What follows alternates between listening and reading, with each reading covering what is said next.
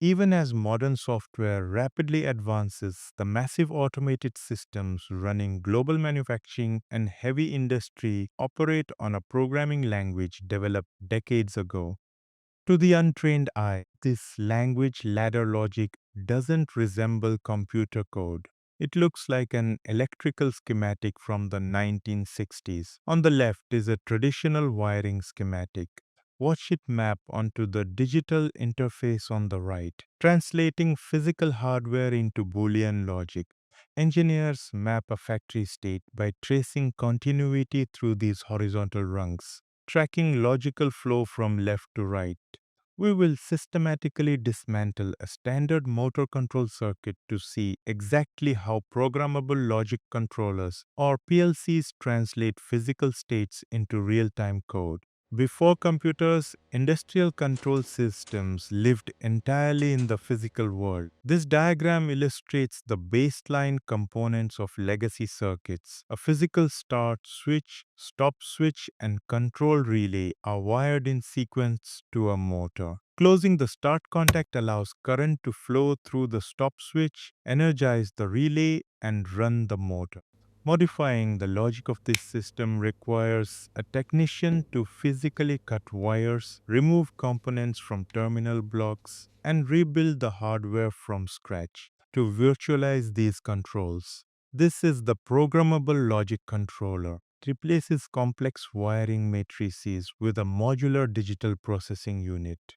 The physical switches are no longer wired directly to one another. In this diagram, the setup changes entirely. The start switch is wired individually to terminal 0. The stop switch connects independently to terminal 3. The motor connects to an isolated output terminal. The direct pathway between the input buttons and the motor is permanently severed because direct continuity is gone.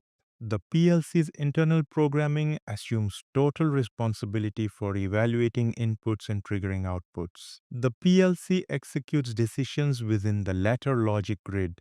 This diagram defines the workspace anchored by two vertical power rails. The central rule requires logical power to flow continuously from the left rail to the right to actuate an output. Let's learn more about ladder logic using an example. In this example, we will see how to make a logic for the simple DOL starter. As you can see that we have a start push button which is connected at I0.1 input of the PLC. Next, we have red stop push button with normal close contact. This push button is connected at I0.0 input of the PLC. Next, we have motor protector breaker. It has a normal close auxiliary contact. That's why it connected at I0.2 input of the PLC. Next, we have a motor contactor which is energized by the Q0.0 output of the PLC. Let's see the program for this DOL starter application. First, we have inserted a normal open contact of the start push button I0.1. When we press this button, this contact will get closed and it will energize the output coil Q0.0 at the end of this network. As this output coil Q0.0 turns on, its normal contact here also gets closed, and this will hold on output Q0.0 through this path.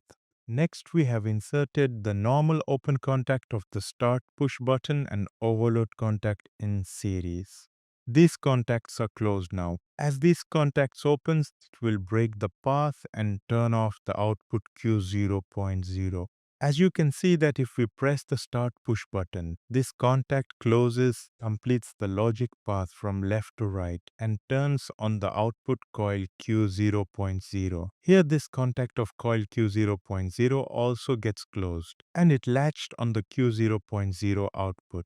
It will stay on even if we release the start push button now. As you can see that the output coil Q0.0 is now latched on through its own normal open contact. When we press this stop button, it had opened up this contact I0.0, which breaks the logic path, and it had turned off the Q0.0 PLC output. Same way this overload contact will work in case of motor overload. This contact opens and turn off the Q0.0 output. So this is how to program a simple DOL logic to start a motor. I hope you like it. Till next time. Take care. Goodbye.